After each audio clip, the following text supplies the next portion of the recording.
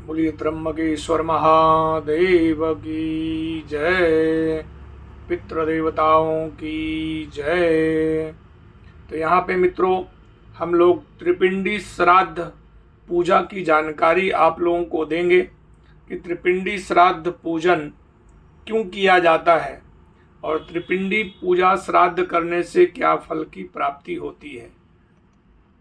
शास्त्रों में कहा गया है पितरों की प्रसन्नता के लिए,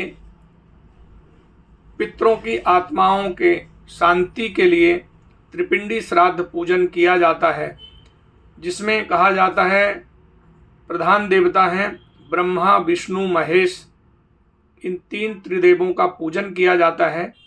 और इसके बाद में पिता प्रपिता प्रपितामह, ऐसे तीन पीढ़ियों का पूजन और तर्पण यहाँ पे किया जाता है। उसी तरह माता महा प्रमाता महा वृद्ध प्रमाता महा, और इसके बाद में तीन पीढ़ियों का पूजन यहाँ किया जाता है। इसके बाद में तीन पीढ़ियों का पूजन नाना नानी परनाना परनानी प्रवृद्ध परनाना प्रवृद्ध परनानी, ऐसे 7 पीढ़ियों का पूजन तर्पण यहाँ पे किया जाता है। और पितरों के लिए यहाँ पे पिंडदान किया जाता है। पितृदोष हमें कैसे लगता है? शास्त्रों में कहा गया है कि पितृदोष का कारण है कि जब पितृपक्ष आता है तो हम पितरों के लिए तर्पण पूजन पिंडदान अगर हम नहीं कर पाते हैं, ब्राह्मणों को बुलाकर और ब्राह्मणों के द्वारा अगर हम तर्पण पूजन या ब्राह्मण भोजन नहीं करवा पाते हैं तो हमारे वंश को पितृदोष लगता है। और जो भी हमारे पितृ स्वर्गवास जिनका हो गया है और उनकी आत्माएं, हम बोलते हैं कम आयु या कम आयु के कारण अगर कोई व्यक्ति चला जाता है या घटना दुर्घटना से कोई व्यक्ति चला जाता है तो उसकी आत्मा भटकती है, कई प्रेत योनियों में भटकती है। और कई बार व्यक्ति या परिवार के किसी भी व्यक्ति को स्वप्न आना या उसके बुरे बुरे स्वप्न आना या उसकी आत्माएं बार बार दिखनी, ये पितृदोष का लक्षण है। तो पितृदोष का जब हम निवारण करवाते हैं तो ऐसे जो भी हमारे पूर्वज गए हुए हैं उनकी आत्मा को शांति मिले और उन्हें वैकुंठ धाम भगवान नारायण का सानिध्य प्राप्त हो और पितरों का आशीर्वाद हमारे परिवार हमारे वंशज के ऊपर सदैव बना रहे।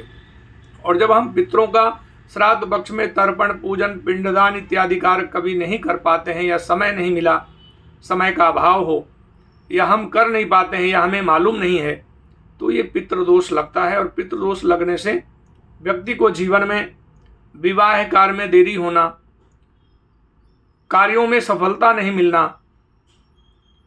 मानसिक तनाव उत्पन्न होना, रोग व्याधि बीमारी में ज़्यादा खर्चा होना, कार्यों में रुकावटें परेशानियों का सामना करना, ऐसी परिस्थिति जीवन में व्यक्ति के आती है। और कई बार घर में मांगलिक कार्य नहीं होना, संतान की उत्पत्ति नहीं होना, क्योंकि अगर संतान घर पे नहीं आएगा, उसका जन्म नहीं होगा तो हमारा वंश और हमारा गोत्र आगे नहीं बढ़ेगा। और जब हमारा गोत्र आगे बढ़ेगा, हमारे घर में पुत्र की प्राप्ति होगी, तब हमारा वंश आगे बढ़ेगा और हमारे परिवार में सुख शांति बनी रहेगी।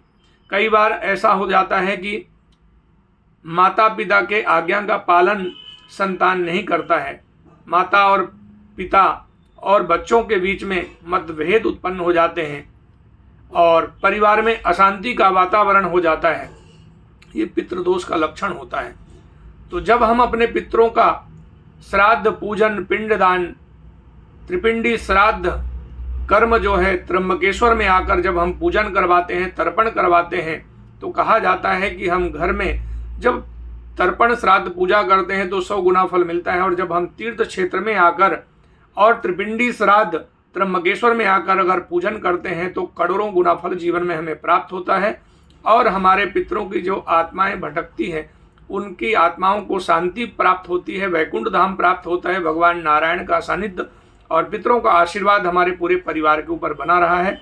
तो मित्रों, सभी को पितृपक्ष में त्रिपिंडी श्राद्ध पूजन तर्पण और अपने पितरों के तिथि के अनुसार तर्पण श्राद्ध पूजन ब्राह्मण भोजन कार्य सभी मित्रगणों को करना आवश्यक है।